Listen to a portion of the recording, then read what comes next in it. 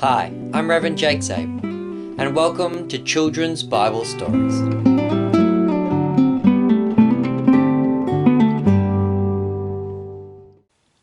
Alright children, our Bible story for today is going to be the account of Jesus calling his disciples Philip and Nathanael, also known as Bartholomew. It's possible that his name was Nathanael Bartholomew. In John's Gospel, he's always called Nathanael. In the Gospels of Matthew, Mark, and Luke, he's always called Bartholomew. Bartholomew literally means son of Tholomew, and so it's possible that he was known as Nathanael, son of Tholomew, or Nathanael Bartholomew. And so Jesus had, on the previous day, had called his first 4 disciples, Peter, Andrew, James, and John. And the text tells us that the next day, they were on their way to Galilee. And as they were going, Jesus came upon Philip. And he said, "Follow me."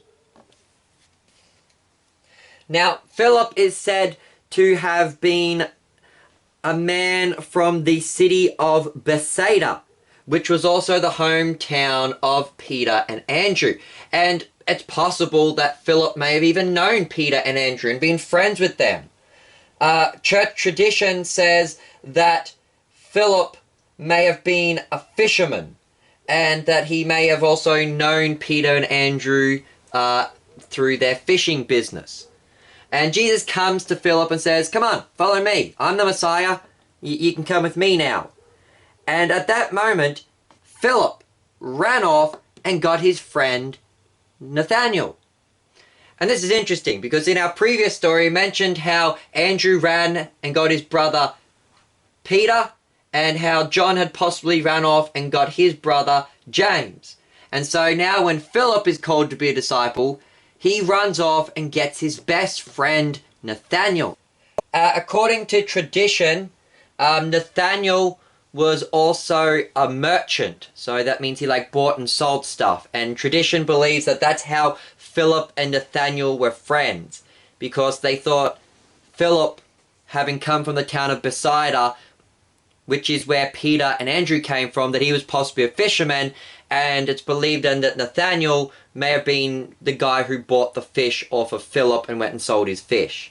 So that's how those two possibly know each other, at least according to church tradition. When he comes to Nathanael and says, "Come on, quick, quick, we've found the Messiah. It's Jesus of Nazareth."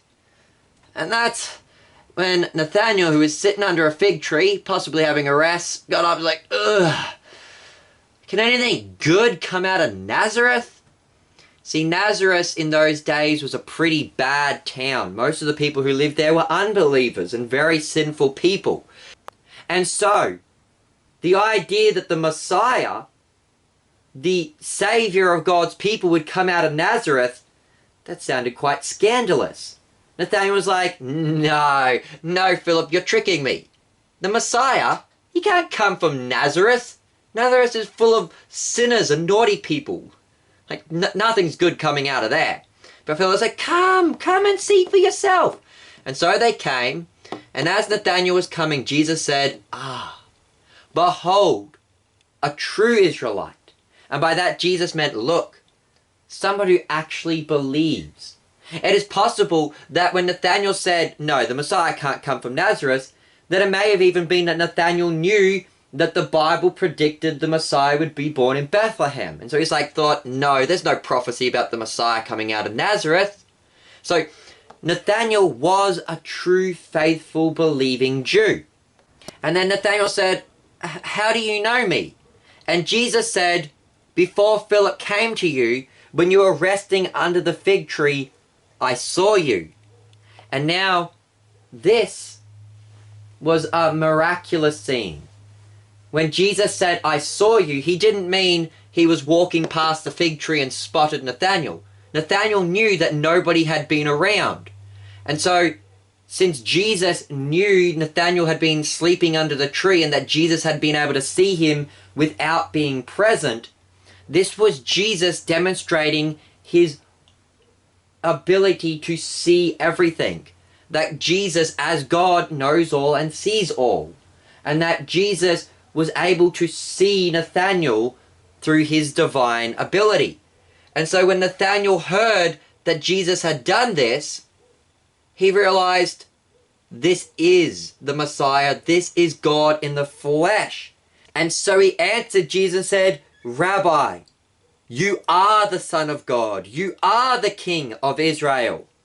And that's when Jesus said, Nathanael, have you believed because I said I saw you under a fig tree? I tell you most assuredly that you are going to see much greater things than that. For you shall see the heavens open and the angels of God ascending and descending on the Son of Man.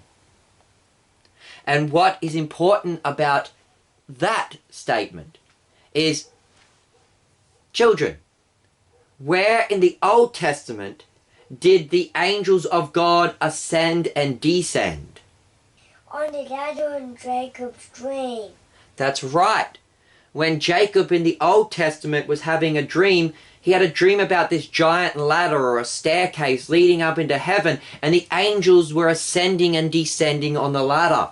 And so when Jesus says, look, you're going to see the angels ascending and descending on me, what Jesus meant is, I'm the ladder to heaven. I am the way, the truth, and the life. I am the way to get to heaven. The angels were ascending and descending on me.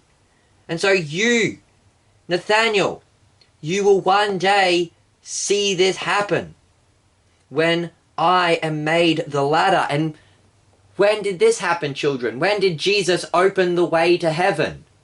On the cross. That's right.